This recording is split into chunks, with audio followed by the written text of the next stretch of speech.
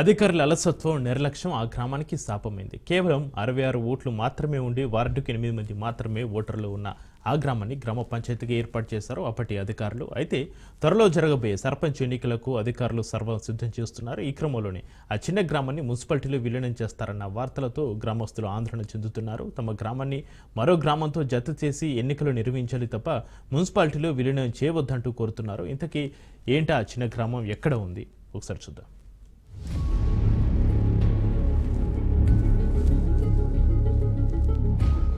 సాధారణంగా ఒక గ్రామ పంచాయతీ అంటే కనీసం 1000 మంది జనాభా, 700 వరకు ఓట్లు, పంచాయతీ భవనం, వార్డులు, సర్పంచ్లు ఉంటారు. అయితే గత బీఆర్ఎస్ ప్రభుత్వం తండాలు, చిన్న చిన్న గ్రామాలను కూడా పంచాయతీలుగా చేసింది. కనీసం 500 జనాభా ఉండి 300 వరకు ఓట్లు ఉన్న గ్రామాలను కూడా పంచాయతీలుగా మార్చేసింది. ఆ తర్వాత ఎన్నికలు వచ్చాయి, సర్పంచులు గెలిచారు.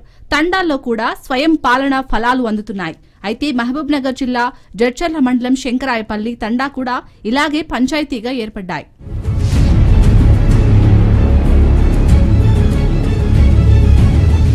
తండాలను పంచాయతీలు ఏర్పాటు చేసిన సమయంలో కాకుండా 2020 డిసెంబర్లో దీన్ని పంచాయతీగా ఏర్పాటు చేశారు. శంకరాయపల్లి తండా కలిపి దాదాపు 300 పైచిలుకు జనాభా ఉండగా శంకరాయపల్లి తండాలో 192 ఓట్లు, శంకరాయపల్లి గ్రామంలో 66 ఓట్లు ఉండేవి. ఆ తర్వాత 2021లో జడ్చర్ల మున్సిపాలిటీకి ఎన్నికలు జరిగినప్పుడు అందులో శంకరాయపల్లి తండా మున్సిపాలిటీలో విలీనమైంది. మిగతా శంకరాయపల్లి గ్రామం మాత్రం ఇంకా పంచాయతీగానే ఉంది. అయితే దానికి ఇప్పటి వరకు ఎన్నికలు జరగలేదు.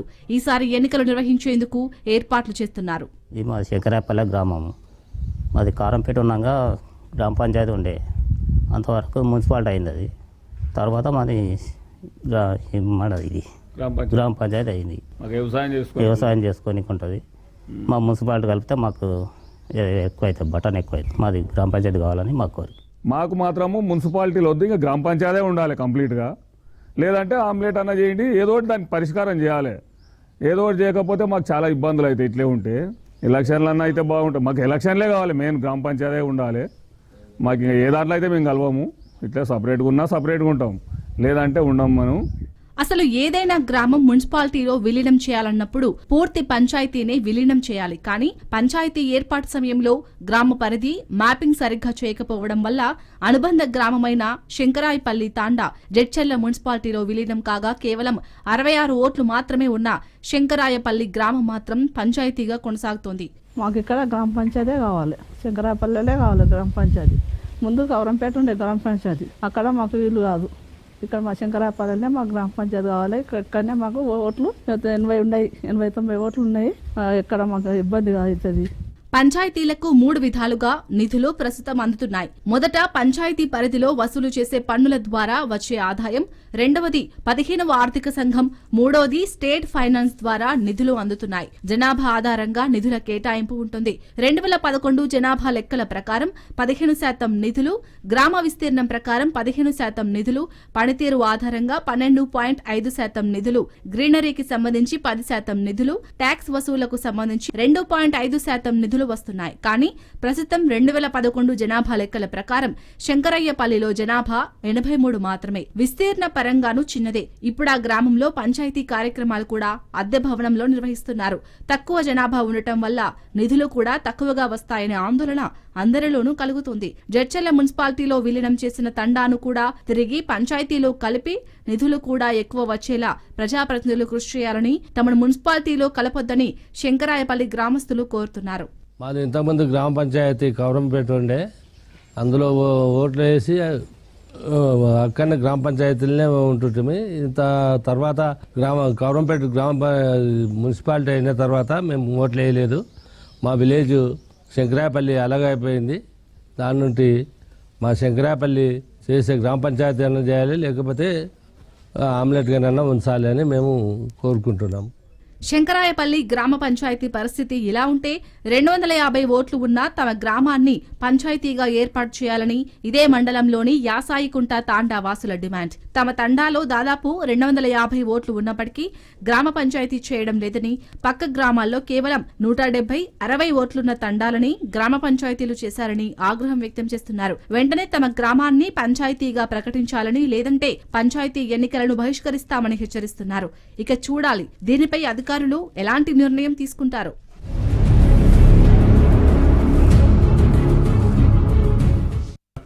బీజేపీ ఎమ్మెల్యే రాజాసింగ్ కీలక వ్యాఖ్యలు చేశారు. గత సంవత్సరం శ్రీరామనవమి శోభయాత్ర రోజు ఎంఎం ఆదేశాలతోనే పోలీసులు శోభయాత్ర పర్మిషన్ క్యాన్సిల్ చేశారని అన్నారు. కానీ ఈసారి శోభయాత్ర చేయడానికి తాము పర్మిషన్ తీసుకోకుండానే శోభయాత్ర నిర్వహిస్తామని చెప్పారు. అనంతరం మహారాష్ట్రలో ఉన్న ఔరంగజేబు సమాధిని కూల్చి సముద్రంలో పడేస్తామని రాజాసింగ్ హాట్ కామెంట్స్ చేశారు. ఐదులో రాముడి గుడి కట్టిన తర్వాత కొందరు పరేషాన్ అవుతున్నారన్నారు రాజాసింగ్.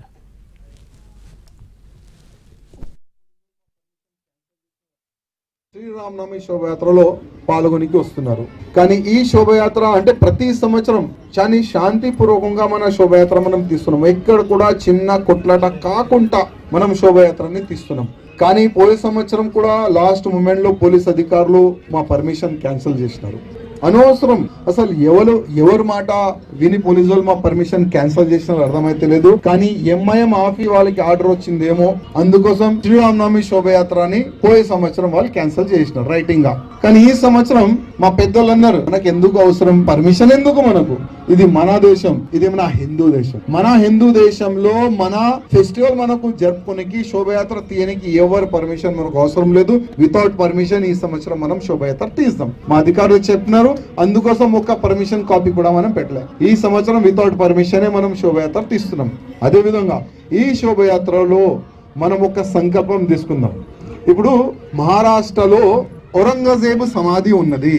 ఆ సమాధిని కూల్చనికి మహారాష్ట్ర హిందువులు రెడీ ఉన్నారు. ఒకవేళ అవసరం పడితే మన తెలంగాణ నుంచి కూడా లాక్స్ ఆఫ్ రామ భక్తులు మనం మహారాష్ట్ర వెళ్దాం, మాజీ నగర్ వెళ్దాం, అదే ఔరంగజేబు సమాధిని కూల్చేద్దాం. శ్రీరామనవమి శోభయాత్రలో పాల్గొనికి వస్తున్నారు. కానీ ఈ శోభయాత్ర అంటే ప్రతి సంవత్సరం చాలా శాంతిపూర్వకంగా మన శోభయాత్ర మనం తీస్తున్నాం. ఎక్కడ కూడా చిన్న కొట్లాట కాకుండా మనం శోభయాత్రని తీస్తున్నాం. కానీ పోయే సంవత్సరం కూడా లాస్ట్ మూమెంట్ లో పోలీస్ అధికారులు మా పర్మిషన్ క్యాన్సిల్ చేసినారు. అనవసరం అసలు ఎవరు మాట విని పోలీసు వాళ్ళు మా పర్మిషన్ క్యాన్సిల్ చేసినారు అర్థమైతే లేదు. కానీ ఎంఐఎం ఆఫీ వాళ్ళకి ఆర్డర్ వచ్చిందేమో, అందుకోసం శ్రీరామనవమి శోభయాత్ర అని పోయే సంవత్సరం వాళ్ళు క్యాన్సిల్ చేసినారు రైటింగ్ గా. కానీ ఈ సంవత్సరం మా పెద్దలు అన్నారు, మనకు ఎందుకు అవసరం పర్మిషన్, ఎందుకు మనకు, ఇది మన దేశం, ఇది మన హిందూ దేశం. మన హిందూ దేశంలో మన ఫెస్టివల్ మనకు జరుపుకోనికి శోభయాత్ర తీయనికి ఎవరు పర్మిషన్ మనకు అవసరం లేదు. వితౌట్ పర్మిషన్ ఈ సంవత్సరం మనం శోభయాత్ర తీస్తాం. మా అధికారులు చెప్పినారు, అందుకోసం ఒక పర్మిషన్ కాపీ కూడా మనం పెట్టలేదు. ఈ సంవత్సరం వితౌట్ పర్మిషనే మనం శోభయాత్ర తీస్తున్నాం. అదే విధంగా ఈ శోభయాత్రలో మనం ఒక సంకల్పం తీసుకుందాం. ఇప్పుడు మహారాష్ట్రలో ఔరంగజేబు సమాధి ఉన్నది. ఆ సమాధిని కూల్చనికి మహారాష్ట్ర హిందువులు రెడీ ఉన్నారు. ఒకవేళ అవసరం పడితే మన తెలంగాణ నుంచి కూడా లాక్స్ ఆఫ్ రామ భక్తులు మనం మహారాష్ట్ర వెళ్దాం, మాజీ నగర్ వెళ్దాం, అదే ఔరంగజేబు సమాధిని కూల్చేద్దాం. శ్రీరామనవమి శోభయాత్రలో పాల్గొనికి వస్తున్నారు. కానీ ఈ శోభయాత్ర అంటే ప్రతి సంవత్సరం చాలా శాంతిపూర్వకంగా మన శోభయాత్ర మనం తీస్తున్నాం. ఎక్కడ కూడా చిన్న కొట్లాట కాకుండా మనం శోభయాత్రని తీస్తున్నాం. కానీ పోయే సంవత్సరం కూడా లాస్ట్ మూమెంట్ లో పోలీస్ అధికారులు మా పర్మిషన్ క్యాన్సిల్ చేసినారు. అనవసరం అసలు ఎవరు మాట విని పోలీసు వాళ్ళు మా పర్మిషన్ క్యాన్సిల్ చేసినారు అర్థమైతే లేదు. కానీ ఎంఐఎం ఆఫీ వాళ్ళకి ఆర్డర్ వచ్చిందేమో, అందుకోసం శ్రీరామనవమి శోభయాత్ర అని పోయే సంవత్సరం వాళ్ళు క్యాన్సిల్ చేసినారు రైటింగ్ గా. కానీ ఈ సంవత్సరం మా పెద్దలు అన్నారు, మనకు ఎందుకు అవసరం పర్మిషన్, ఎందుకు మనకు, ఇది మన దేశం, ఇది మన హిందూ దేశం. మన హిందూ దేశంలో మన ఫెస్టివల్ మనకు జరుపుకోనికి శోభయాత్ర తీయనికి ఎవరు పర్మిషన్ మనకు అవసరం లేదు. వితౌట్ పర్మిషన్ ఈ సంవత్సరం మనం శోభయాత్ర తీస్తాం. మా అధికారులు చెప్పినారు, అందుకోసం ఒక పర్మిషన్ కాపీ కూడా మనం పెట్టలేదు. ఈ సంవత్సరం వితౌట్ పర్మిషనే మనం శోభయాత్ర తీస్తున్నాం. అదే విధంగా ఈ శోభయాత్రలో మనం ఒక సంకల్పం తీసుకుందాం. ఇప్పుడు మహారాష్ట్రలో ఔరంగజేబు సమాధి ఉన్నది.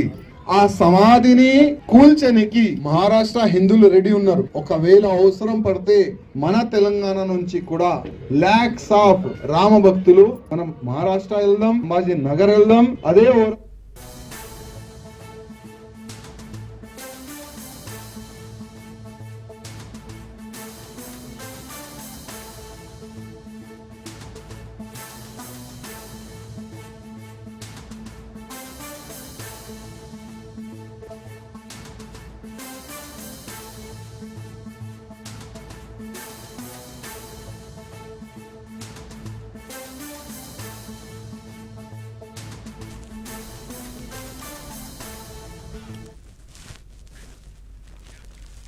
రెడ్డి బ్రేకింగ్ న్యూస్ చూస్తున్న మాజీ మంత్రి కాకాని ఎపిసోడ్పై సర్వత్రా ఉత్కంఠ నెలకొంది. నేటి పోలీసు విచారణకు హాజరుపై కాసేపట్లో సందిగ్ధత వీడనుంది. మైనింగ్ కేసులో A4 నిందితుడిగా కాకాని ఉన్నాడు. కాగా అక్రమ మైనింగ్ కేసులో నిన్న కాకాని గోవర్ధన్ రెడ్డి నివాసానికి పోలీసులు వెళ్లారు. అయితే కాకాని ఇంటి వద్ద ఎవరూ లేకపోవడంతో ఇంటికి నోటీసులు అంటించారు. ఇవాళ ఉదయం 11 గంటలకు నెల్లూరు రూరల్ DSP ఆఫీసులో విచారణకు హాజరు కావాలని లేఖలో పేర్కొన్నారు పోలీసులు. ప్రస్తుతం కాకాని గోవర్ధన్ రెడ్డి పోలీసులకు అందుబాటులోకి రాలేదని సమాచారం. హైదరాబాద్లోని తన నివాసంలో పండుగ వేడుకల్లో పాల్గొన్నట్లుగా ఇప్పటికే కాకాని గోవర్ధన్ సోషల్ మీడియాలో పోస్టు పెట్టారు. దీంతో నేటి విచారణకు హాజరు కావడంపై సర్వత్రా ఆసక్తి నెలకొంది.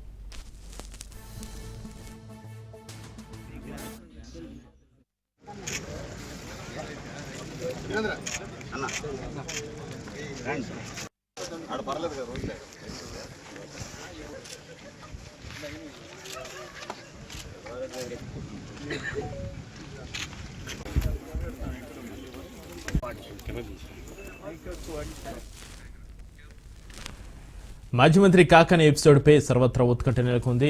నేటి పోలీసు విచారణకు హాజరుపై కాసేపట్లో సందిగ్ధత వీడనుంది. మైనింగ్ కేసులో A4 నిందితుడిగా కాకాని ఉన్నాడు. కాగా అక్రమ మైనింగ్ కేసులో నిన్న కాకాని గోవర్ధన్ రెడ్డి నివాసానికి పోలీసులు వెళ్లారు. అయితే కాకాని ఇంటి వద్ద ఎవరూ లేకపోవడంతో ఇంటికి నోటీసులు అంటించారు. ఇవాళ ఉదయం 11 గంటలకి నెల్లూరు రూరల్ DSP ఆఫీసులో విచారణకు హాజరు కావాలని లేఖలో పోలీసులు పేర్కొన్నారు. ప్రస్తుతం కాకాని గోవర్ధన్ రెడ్డి పోలీసులకి అందుబాటులోకి రాలేదన్నట్టుగా సమాచారం అందుతుంది. దీనికి సంబంధించి భర్తీ సమాచారాన్ని మా ప్రతినిధి చరిత్ర కుమార్ ఫోన్లో అందిస్తారు. చరిత్ర.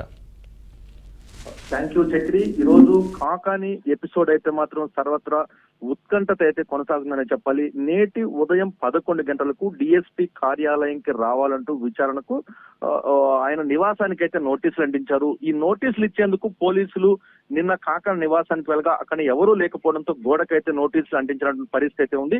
ఏదైతే 2019 నుంచి 2024 దాకా పొదలకూరు మండలంలోని 32 ఎకరాల రుస్తుం మైన్స్ లో ఏదైతే మైన్ యజమానికి సంబంధం లేకుండా అక్కడ ఉన్నటువంటి 61,13 టన్నుల అక్రమ మైనింగ్ అయితే జరిగింది. అలాగే ఏదైతే ఉన్నటువంటి క్వాంటిటీలు కూడా అక్కడి నుంచి అక్రమంగా తరలించారు. అక్కడ ఎక్స్ప్లోజివ్స్ ఏదైతే పేలుడు పదార్థాలు, అనుమతికి మించి పేలుడు పదార్థాలు, వీటన్నిటి మీద అయితే కేసులు నమోదయ్యాయి. దీని పట్ల ఏదైతే చెన్నైలో నివాసం ఉండే విద్యా కిరణ్ ఈ మైన్స్ కి సంబంధించిన ఓనర్, ఆ ఓనర్ ను కూడా సంబంధం లేకుండా ఆనాడు కాకానికి సంబంధించినటువంటి అనుచరులు దీంట్లో పాల్గొన్నారు, ఈ మైనింగ్ చేశారు, అక్రమ రవాణా చేశారంటూ కూడా అక్కడ పొదలకూరు పోలీస్ స్టేషన్ లో కేసులు నమోదయ్యాయి. దీని పట్ల ఏదైతే కాకాని అరెస్ట్ అవుతారు అంటూ కూడా గత వారం రోజుల నుంచి చర్చ జరుగుతున్నటువంటి నేపథ్యంలో 4-5 రోజుల క్రితం కాకాని గోవర్ధన్ రెడ్డి ఇంటి వద్ద అయితే హైడ్రామా కొనసాగింది. పెద్ద ఎత్తున అనుచరులు ఎక్కడికి వచ్చారు. కాకాని భయపడేది లేదు, ఎలాంటి కేసులకు భయపడలేదంటూ కూడా ఆయన ప్రెస్ మీట్ లో స్పష్టంగా చెప్పారు. ఈ క్రమంలో 2 రోజుల క్రితం కొంత తీవ్రత నెలకొన్న క్రమంలో కాకాని నివాసం నుంచి లేకుండా అజ్ఞాతంలోకి వెళ్లిపోయారు. అజ్ఞాతంలోకి వెళ్లిపోయిన తరువాత నిన్న పోలీసులు నోటీసులు అంటించినటువంటి కొద్ది గంటల్లోనే హైదరాబాద్ నివాసంలో ఉగాది వేడుకలు జరుపుకున్నట్లుగా ఆయన ఫోటో కూడా సోషల్ మీడియాలో హల్చల్ చేస్తున్న పరిస్థితి. నేటి ఉదయం 11 గంటలకు కాకాని విచారణకు వస్తారా లేదా అనేది కొనసాగుతుంది. అయితే దీంట్లో మరో కీలక అంశం, రేపు కాకాని వేసినటువంటి బెయిల్ పిటిషన్ అయితే హైకోర్టులో ఉంది. దీని పట్ల కాకాని ఎలా ముందుకెళ్లబోతున్నారు, అయితే ఎక్స్ప్లోజివ్స్ కు సంబంధించినటువంటి ఈ బెయిల్, దీనికి సంబంధించినటువంటి బెయిల్ ఇస్తారా, అయితే బెయిల్ ఇవ్వకపోతే కాకాని ఎలా ముందుకెళ్లబోతున్నారు, కాకాని అరెస్ట్ తప్పదా, లేకపోతే కాకాని అజ్ఞాతంలో ఉండి సుప్రీంకోర్టుకు వెళ్లి బెయిల్ తెచ్చుకునేటువంటి ఆలోచనలో ఉన్నారా అంటే వీటన్నిటిని తెలపడాలంటే 11 గంటలకు జరిగేటటువంటి విచారణ కాకాని హాజరైతే ఒక పరిస్థితి, హాజరైన తర్వాత ఎలాంటి పరిణామాలు ఉంటాయి, లేకపోతే ఇప్పుడున్న పరిస్థితులను బట్టి కాకాని విచారణకు హాజరయ్యేటటువంటి పరిస్థితులు దాదాపుగా లేనట్లు కనిపిస్తున్నాయి. ఏదేమైనా 11 గంటలకైతే దీని పట్ల స్పష్టత వచ్చే అవకాశం ఉంది. రేపు బెయిల్ రాకపోతే కాకాని ఎలా స్పందించబోతున్నారు, ప్రభుత్వం ఏదైతే జరుగుతున్నటువంటి విచారణ పట్ల పోలీసు ఉన్నతాధికారులు కాకాన్ని అదుపులోకి తీసుకుంటారా లేదా ఇనటి మీద రేపు బెయిల్ పై ఆధారపడిన పరిస్థితి ఉంది చక్రి. కాకాని హైదరాబాద్లోని తన నివాసంలో పండగ వేడుకల్లో పాల్గొన్నట్లుగా ఇప్పటికే కాకాని సోషల్ మీడియాలో పోస్టు పెట్టారు. దీంతో నేటి విచారణకు హాజరు కావడంపై మీరు అన్నట్టుగా సర్వత్రా ఆసక్తి అయితే నెలకొని ఉంది. నెక్స్ట్ తదుపరి పోలీసుల యాక్షన్ ప్లాన్ ఏ విధంగా ఉండే అవకాశం ఉంది కాకాని ఒకవేళ హాజరు కాకపోతే? ఖచ్చితంగా కాకాని హాజరు కానటువంటి పక్షంలో ఈ రోజు పోలీసులు తీసుకునే డెసిషన్ డిపెండ్ అయి ఉంటుంది. అయితే రేపటి బెయిల్ పై అయితే మాత్రం కీలకమైనటువంటి అందరి ఆసక్తి కూడా రేపటి బెయిల్ పై అయితే డిపెండ్ అయి ఉంది. రేపు కానీ అంటే ఇది హై ఎక్స్ప్లోజివ్స్ అంటే అక్కడ దొరికినటువంటి ఏదైతే పేలుడు పదార్థాలకు సంబంధించినటువంటి అనధికారిక పేలుడు పదార్థాలు అంటే మైనింగ్ కంటే కూడా అక్రమ మైనింగ్ కంటే కూడా అనధికారికంగా పేలుడు పదార్థాలు అక్కడ ఉన్నాయి వినియోగించారు అనే దానిపై కేసు పై అయితే బెయిల్ రావడం కొంచెం కష్టమైనది కూడా న్యాయ నిపుణులు తెలియజేస్తున్న పరిస్థితి. అయితే బెయిల్ రాకపోతే ఎలా ముందుకెళ్ళబోతారు అంటే సుప్రీంకోర్టులో బెయిల్ అప్లై చేసుకునే దాకా అజ్ఞాతంలో కొనసాగుతారా, లేకపోతే పోలీసులు ఈ రోజు విచారణకి రానటువంటి కాకాని పట్ల ఎలా ముందుకెళ్ళబోతారు? అయితే ఇది మైండ్ గేమ్ ఆడుతున్నారా? కాకాని అరెస్ట్ అంటూ కాకాని ఏదైతే ధైర్యంగా నన్ను అరెస్ట్ చేయండి నాకు ఇబ్బంది లేదు అని మాట్లాడినటువంటి కాకాని 5 రోజులుగా అజ్ఞాతంలోకి వెళ్లే విధంగా ఒక మైండ్ గేమ్ అంటే కొంత వెంటాడుతున్నట్లుగా కాకాని సైకలాజికల్ గా ఇబ్బంది పెడుతూ వన్ ఫైన్ డే అరెస్ట్ చేసేటటువంటి పరిస్థితులు ఉన్నాయంటూ కూడా ఇటు రాజకీయ విశ్లేషకులు కూడా అంచనా వేస్తున్నటువంటి పరిస్థితి ఉంది చక్రి.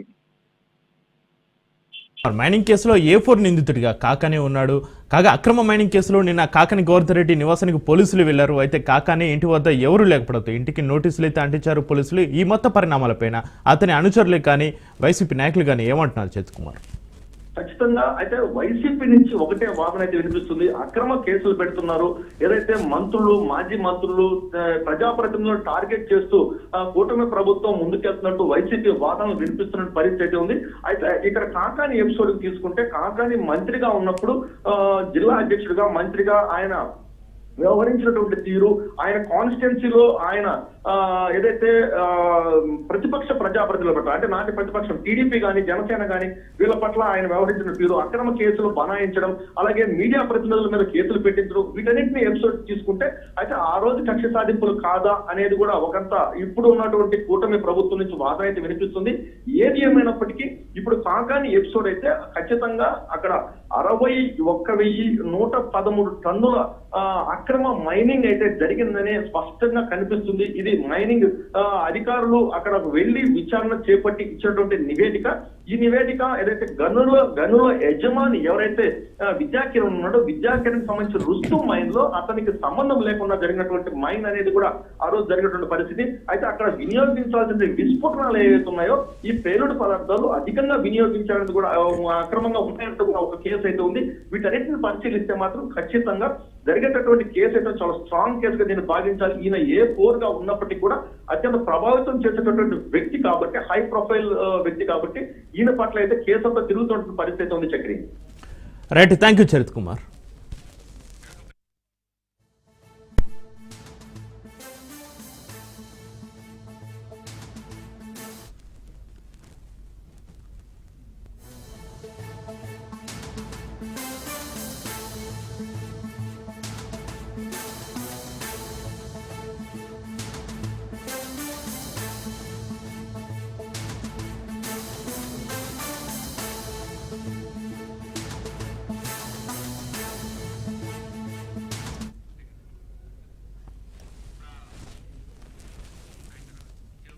రైట్, బ్రేకింగ్ న్యూస్ చూస్తున్నాం. రాజ్ న్యూస్ కథనాలపై ప్రధాని మోడీ స్పందించారు. ఇప్ప పువ్వు తయారీపై రాజ్ న్యూస్ ప్రత్యేక కథనాలు ప్రసారం చేస్తుంది. ఆదివాసుల ముందడుగు ఇప్ప పువ్వు తయారీ పేరుతో ప్రత్యేక కథనం ప్రసారం చేస్తుంది రాజ్ న్యూస్. దీంతో ఇప్ప పువ్వు గురించి తెలుసుకున్న ప్రధాని మోడీ ఇప్ప పువ్వు గురించి మన్ కీ బాత్ లో ప్రసంగించారు. ఇప్ప పువ్వు లడ్డు గిఫ్ట్ ఆఫ్ నేచర్ అన్నారు ప్రధాని మోడీ. అంతేకాకుండా ఆదివాసీ మహిళలను అభినందించారు ప్రధాని మోడీ.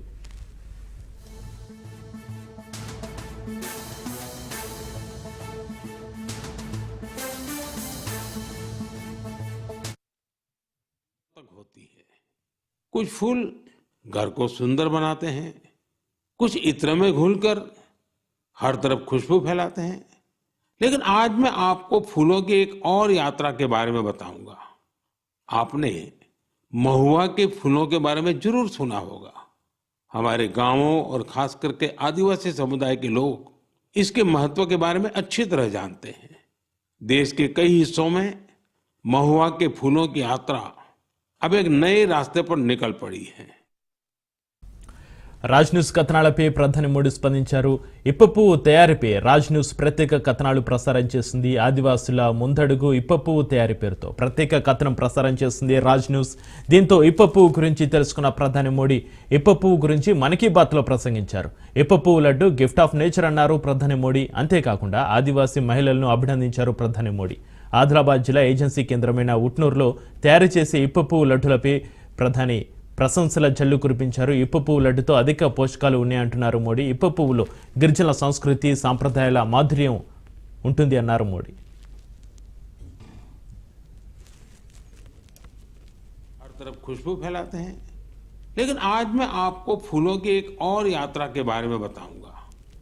आपने महुआ के फूलों के बारे में जरूर सुना होगा. हमारे गांवों और खास करके आदिवासी समुदाय के लोग इसके महत्व के बारे में अच्छी तरह जानते हैं. देश के कई हिस्सों में महुआ के फूलों की यात्रा अब एक नए रास्ते पर निकल पड़ी है. मंदिरों तक होती है. कुछ फूल घर को सुंदर बनाते हैं. ఆదివాసుల ముందడుగు ఇప్పపువ్వు తయారీ పేరుతో ప్రత్యేక కథనం ప్రసారం చేస్తుంది రాజ్ న్యూస్. దీంతో ఇప్పపువ్వు గురించి తెలుసుకున్న ప్రధాని మోడీ ఇప్పపువ్వు గురించి మన్ కీ బాత్లో ప్రసంగించారు. ఇక మోడీ మన్ కీ బాత్లో ప్రసంగానికి సంబంధించి మరింత సమాచారాన్ని మా ప్రతినిధి శ్రీనివాస్ ఫోన్లో అందిస్తారు. శ్రీనివాస్.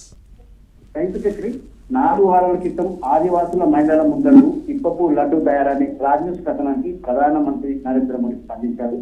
నిన్న ప్రధానమంత్రి 120వ మన్ కీ బాత్ ఎపిసోడ్లో మాట్లాడుతూ ప్రకృతి పరంగా లభించే ఇప్పపువ్వు లడ్డు తయారీ చేయడం ఎంతో గొప్ప విషయమని అన్నాడు. లడ్డు గిఫ్ట్ ఆఫ్ నేచర్ అని వర్ణించారు.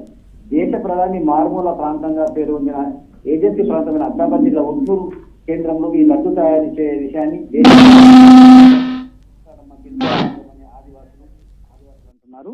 అలానే ఇక్కడ అడవులలో ఎన్నో ప్రకృతి పరంగా మూలికలు, పండ్లు, ఫలాలు లభిస్తాయని వాటిని కూడా గుర్తించి మాకు శిక్షణ ఇచ్చి జీవనోపాధి కల్పించాలని చెప్పేసి ప్రధానమంత్రి కూడా వీళ్ళు కోరుతున్నారు. అంతేకాకుండా దేశ ప్రధానమంత్రికి తెలియజేసే విధంగా రాజ్ న్యూస్ కథన రావడం, రాజ్ న్యూస్ కూడా వాళ్ళు ప్రత్యేకంగా మనకు ధన్యవాదాలు చెప్పారు. అయితే మన్ కీ బాత్లో నిరంతరం మోడీ ప్రశంసల జల్లు కురిపించారు ఆదివాసులపైన. ఆదివాసుల స్పందన ఏ విధంగా ఉంది శ్రీనివాస్?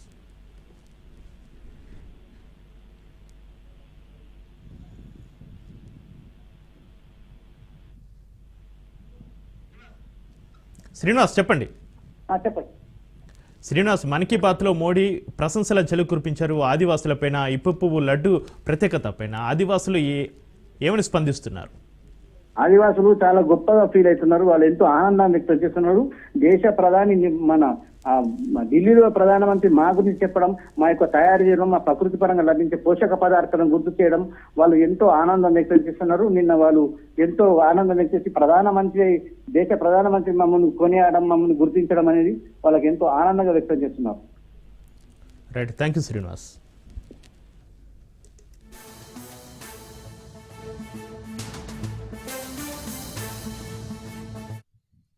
फूल घर को सुंदर बनाते हैं, कुछ इत्र में घुलकर हर तरफ खुशबू फैलाते हैं. लेकिन आज मैं आपको फूलों की एक और यात्रा के बारे में बताऊंगा. आपने महुआ के फूलों के बारे में जरूर सुना होगा. हमारे गांवों और खास करके आदिवासी समुदाय के लोग इसके महत्व के बारे में अच्छी तरह जानते हैं. देश के कई हिस्सों में महुआ के फूलों की यात्रा अब एक नए रास्ते पर निकल पड़ी है. मंदिरों तक होती है. कुछ फूल घर को सुंदर बनाते हैं, कुछ इत्र में घुलकर हर तरफ खुशबू फैलाते हैं. लेकिन आज मैं आपको फूलों की एक और यात्रा के बारे में बताऊंगा. आपने महुआ के फूलों के बारे में जरूर सुना होगा.